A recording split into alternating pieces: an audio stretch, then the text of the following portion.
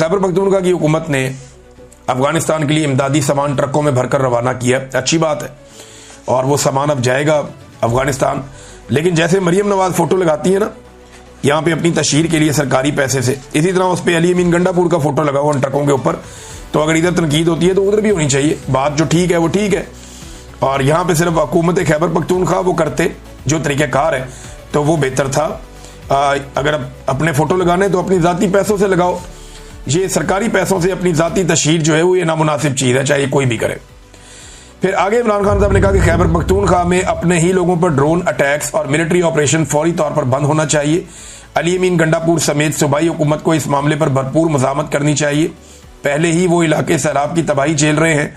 इन हालात में ऑपरेशन या ड्रोन हमले और अपने इलाकों से बेदखली जख्मों पर नमक छिड़कने के मुतरादिफ है।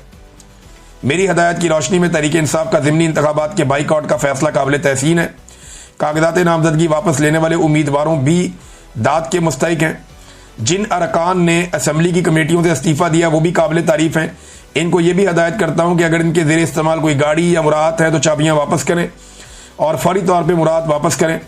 पेशावर जलसे की हतमी तारीख का फैसला सितंबर में ही सैलाब की सूरत हाल देख कर मुशावरत से किया जाए।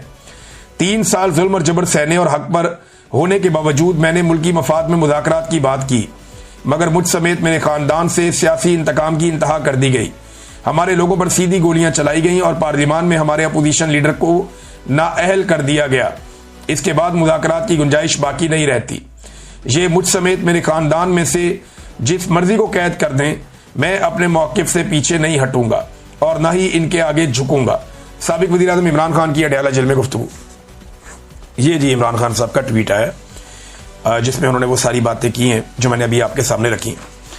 अब मैंने आपसे कहा था कि एक्सटेंशन के मामला हल होने तक कोशिश की जाएगी कि इमरान खान साहब के कोई अब स्टेटमेंट मजीद बाहर ना आए, रंग में भंग ना पड़ जाए। तो इसमें नाज़रीन मेरी खबर की तस्दीक की है राना सनाउल्लाह साहब ने।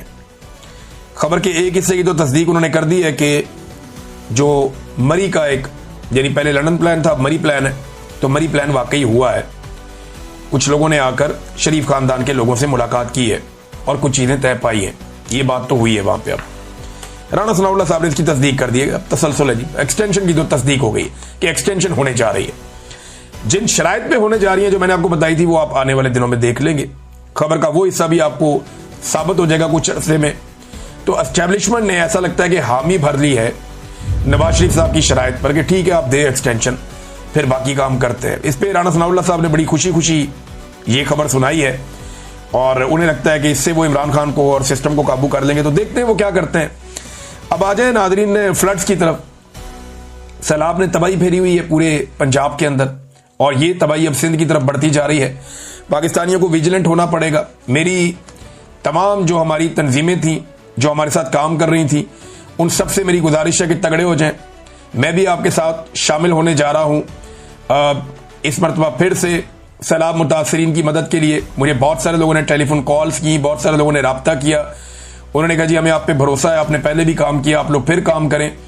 तो मेरे साथ लगभग उस वक्त कोई 400 के करीब लोग काम कर रहे थे। उन तमाम नौजवानों को भी मैं यहाँ से पैगाम दे रहा हूँ कि तगड़े हो जाएं और तैयारी कर लें। हम बहुत बड़े पैमाने पर सैलाब मुतासरीन की मदद करने जा रहे हैं और उसका आगाज़ मैं, क्योंकि पाकिस्तान तो अभी नहीं आ सकता, वो सिचुएशन आप जानते हैं और मुझे सब ने मना किया है कि आपने पाकिस्तान नहीं आना, आप आएंगे आपको पकड़ लेंगे, फिर सैलाब आपका अंदर ही उधर जाएगा। लिहाजा बाहर से मैं यहाँ पे आप लोगों के लिए फंड रेजिंग करूँगा। मुझे कुछ NGOs जो बहुत अच्छा काम करती हैं, जिन्होंने बेहतरीन पाकिस्तान के अंदर और दुनिया भर में काम किया, गजा में काम किया, अफ्रीका में काम किया, दुनिया के कई ममालिक में काम किया, उन NGOs ने मेरे से रब्ता किया है। उनमें से कुछ को हमने शॉर्ट लिस्ट किया है। उनके साथ मिलकर हम यहाँ से फंड रेजिंग करेंगे और पाकिस्तान में सैलाब मुतासरीन की मदद के लिए जो हमसे हो पाएगा वो हम करेंगे। इससे पहले अपनी ज़ाती कैपेसिटी में हम कुछ थोड़ा बहुत कर रहे थे, लेकिन वो आटे में नमक के बराबर भी नहीं है। यानी हम एक इंडिविजुअल कैपेसिटी में आप बहुत थोड़ा सा काम कर सकते हैं। तो अब मैं आप सबको दावत देने जा रहा हूं कि आप सब इसका हिस्सा बन जाएं। बहुत जल्दी हम बहुत सारी चीज़ें अनाउंस करेंगे। हमारा जो पहला प्रोग्राम होने जा रहा है सैलाब मुतासरीन की मदद के लिए, वो यहाँ पे होगा मैनचेस्टर में। और मैनचेस्टर में एक माए नवाब रेस्टोरेंट है, उसके हॉल में हम ये पहला प्रोग्राम करने जा रहे हैं। 300 से ज़्यादा लोगों की वहाँ पे कैपेसिटी है। तो जितने लोग यहाँ मैनचेस्टर में या इसके आसपास रहते हैं वो लोग तैयारी करें, और जुमे वाले दिन शाम 7 बजे से लेकर 9 बजे तक हम यहाँ पे सैलाब मुतासरीन की मदद के लिए इकट्ठे होंगे। आप सबसे गुजारिश है कि आप लोग वहाँ पे आएँ और सैलाब मुतासरीन की मदद करें। हमारे साथ और बहुत सारे ऐसे लोग होंगे जिन्हें आप अपने बीच में देखना चाहते हैं, जिनकी बात आप सुनना चाहते हैं, और ये सारा प्रोग्राम हम पूरी दुनिया के अंदर बराह रास्त दिखाएंगे भी मल्टीपल चैनल्स के ज़रिए से। तो हमने ये काम शुरू किया है अल्लाह ताला का नाम लेकर। हम बड़े कमज़ोर लोग हैं, लेकिन अल्लाह रब्बुल इज़्ज़त ने पहले भी हमारी मदद की, वो अब भी हमारी मदद करेगा।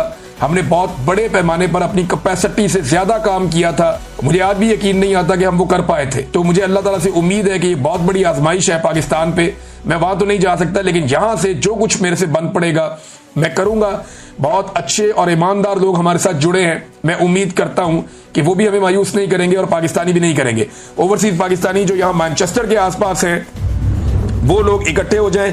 इसके बाद हम बाकी शहरों में भी आएंगे, लेकिन सबसे पहला प्रोग्राम जो है वो मैनचेस्टर में माए नवाब जो रेस्टोरेंट है, जो पुराना वाला, वहाँ पे ये एक तो बड़ा है बहुत, वो नया बना है वहाँ नहीं, जो एक ओल्ड वाला जिसको सब जानते हैं यहाँ पे, वहाँ पे ये प्रोग्राम है। जुमे वाले दिन शाम 7 बजे से लेकर 9 बजे तक 5 तारीख होगी। तो आप सबसे गुजारिश है कि यहाँ पे आएँ और सैलाब मुतासरीन की मदद के लिए हिस्सा डालें। भारत से बहुत बड़े पैमाने पर पानी अभी पाकिस्तान में दाखिल हो रहा है, लगातार दाखिल होता चला जा रहा है, और जो इतलात हैं इस हवाले से वो मैं आपके साथ शेयर करता हूँ। ये बड़ी खौफनाक इतलात हैं और एक एक तफसील यहाँ पे अब मेरे पास लिखी हुई है। इस वक्त हमने सारा डाटा इकट्ठा किया है कि भारत के कौन कौन से डैम के जो दरवाजे हैं वो मुकम्मल तौर पर उनके गेट खुले हैं, और वो सारा पानी जो है वो 2 दरियाओं में बहुत तेज़ी से दाखिल होने जा रहा है, सतलुज में और चनाब में। चनाब का जो पानी है वो जेलम तक, और सॉरी उससे ऊपर जो आप चले जाते हैं जंग तक, वहाँ तक तबाही मचाता है, और फिर ये दरिया सिंध में जाके गिरता है। इसी तरह जो आपका रावी का और सतलुज का पानी है ये भी दरिया सिंध की तरफ जाता है। रावी ने जो कुछ किया वो आपके सामने है। रावी में लगातार पानी की जो सतह है वो बार बार बुलंद होती है, और अभी मजीद पानी का एक रैला रावी में दाखिल होने जा रहा है। जबकि सतलुज के हालात बताए जा रहे हैं कि सबसे ज़्यादा खौफनाक हैं। ब्यास के इलाके में जो कैशमेंट एरिया है वहाँ पे बारिश रुकी नहीं रही, ना ही हिमाचल के इलाकों में बारिश रुक रही है, और वो अगले चंद दिन जारी रहेगी। तो ये सतलुज बहुत बड़ा खतरा है मुल्तान के लिए। जो कुछ मुजफ्फरगढ़ में हो रहा है वो आपके सामने, और कसूर से ऑनवर्ड जनूबी पंजाब तक ये तबाही फैलाता हुआ जा रहा है, और आगे ये पानी अभी जनूबी पंजाब और फिर सिंध में दाखिल होगा। जब ये सिंध के अंदर, क्योंकि देखें कल से ये पानी, यानी आज के दिन से ही आप ये समझ लें कि अब ये सिंध के अंदर दाखिल होना शुरू हो जाएगा। अब यहाँ सिंध में पानी बढ़ेगा। पाकिस्तान कैसे मैनेज करता है ये बहुत इंपॉर्टेंट है। कौन से बंद तोड़े जाते हैं, बैराजों को कैसे बचाया जाता है, जो आपके हेड्स हैं उनको कैसे बचाया जाएगा, और पानी से कैसे निपटा जाएगा, ये बहुत इंपॉर्टेंट है। दरियाए सिंध जो है उसकी अपनी हालत तकरीबन उतनी ख़राब नहीं है। अगर खुदा न खास्ता इस वक्त पाकिस्तान के बलाई इलाकों में या अफगानिस्तान साइड के ऊपर ज़्यादा बारिशें होती हैं और दरियाए काबुल, दरियाए कुनहार और यहाँ से पानी दरियाए सवात से आता है, तो फिर सूरत हाल मज़ीद ख़राब हो सकती है। क्योंकि एक दिन पहले ये भी रिपोर्ट हुआ कि दोबारा से खैबर पख्तूनख्वा के जो अपर एरियाज़ हैं वहाँ पे एक मरतबा फिर बुनेर में बड़ी शदीद बारिश और बहुत तेज़ पानी का एक फ्लो आया है, और वहाँ पे वार्निंग्स भी जारी की गई हैं, ऐलानात भी किए गए हैं। तो ये सिचुएशन खुदा न खास्ता बनी तो फिर काबू